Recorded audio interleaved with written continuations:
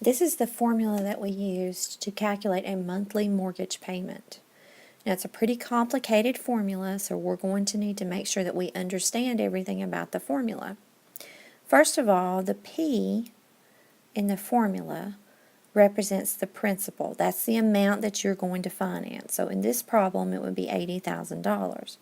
In some problems, you'll have a down payment. So let's say you had a 20% down payment.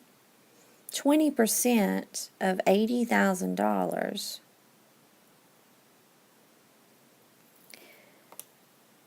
is $16,000. So you wouldn't be financing the $16,000 if you had a down payment. So you would subtract the $16,000 from the $80,000, and instead of putting $80,000 in there, in that case you would put $64,000 in there. So you need to make sure that you're taking any down payment that you might have into account. In this particular problem, you do not have a down payment, so for P you'll have $80,000. And your R is your interest rate, just like in everything else we've done. So you have two pieces to this formula. You have the top and you have the bottom. So we're going to put our R in there just like we did the top. Now, this last part, this 12t, this exponent, the t stands for time, so that would be 12 times 25, and 12 times 25 is 300, so 300 is going to go right here. Now you're going to need to be careful when you do this and do the top part of your calculator first, maybe do some rounding, and then do the bottom part of your calculator.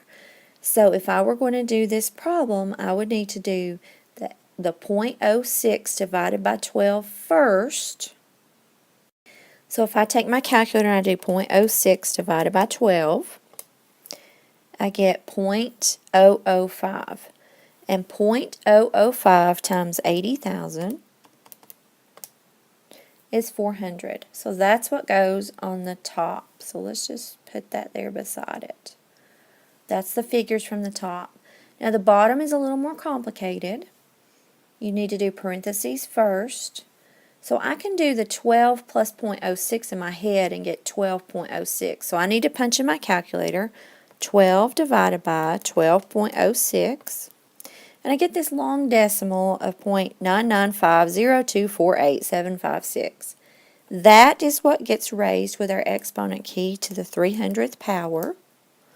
And when I do that, I get, so I'm going to write down this 1, and I'm going to get what I put in my calculator, what I got from my calculator. It's a long decimal, so I'm going to round. So now I have the top of 400 and the bottom of 1 minus 0.224. I need to put the 1 minus 0.224 in my calculator and get 0.776. So 400 divided by 0.776 is roughly 515.46. It's money, so make sure you're rounding to the hundredths place, which is money. Now, if you look in the back of the book at some of your problems, or if you keep everything in your calculator, then you're going to get a slightly different answer. But if you're rounding, you're going to get something a little bit different. It's usually in the cents part of it. As long as you're not several dollars off, you're still okay. Now, some problems will also have taxes or homeowners fees or something like that in them, and you'll have to take that into consideration when we say what is it they're paying every month for their home. So a home payment doesn't just necessarily have what's calculated for the mortgage, it might have something else in it. The previous problem just had the mortgage. This one actually says, in addition, they owe $2,800 in annual taxes and $750 in homeowners insurance. So this one has taxes and insurance included in it too. So before we even start our monthly mortgage payment, we need to figure out how much we pay per month in those other two fees. So we would need to take our calculator and do 2,800 divided by 12 because it's annually. So we would end up paying $233.33 just in taxes alone. So that's for our taxes. So let's just keep that figure aside for a minute. We have $750 in homeowners insurance. So we need to again divide that by 12, find out how much that payment is per month, and it is $62.50. So those two things are additional on top of our mortgage payment. So let's figure out what our mortgage payment is now. We have a 25-year loan, $175,000 at 7%. We have no down payments. We don't have to worry about that. So in our formula, we're going to put $175,000 times 0.07 over 12.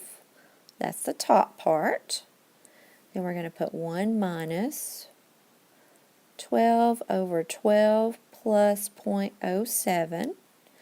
For this part, it's 12 times 25, which is 300.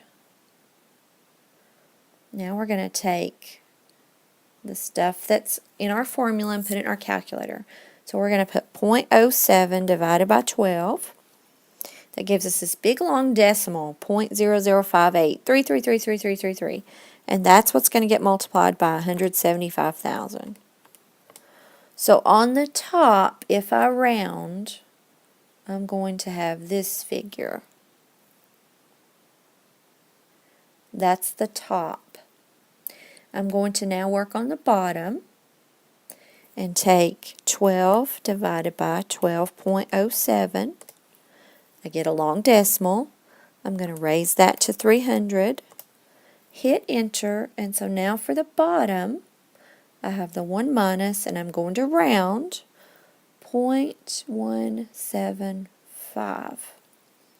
So this is what I have so far. So now I need to do a little more work to it.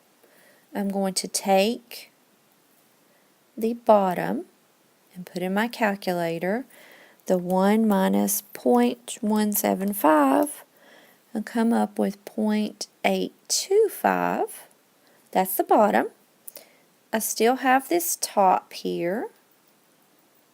So if I punch in my calculator 1020.83 divided by 0.825, I now have for my monthly mortgage payment $1,237.37. That's the mortgage payment. But I also have these two figures over here that I've put aside. So I'm going to need to add the $233.33 for the taxes and the $62.50 for the insurance. So if I punch in 1237.37 plus 233.33 plus 62.50, I have a monthly mortgage payment of $1,533.20. So I'm paying $1,533.20 for my mortgage payment. That's my monthly mortgage payment with the taxes added in and the homeowner's insurance added in.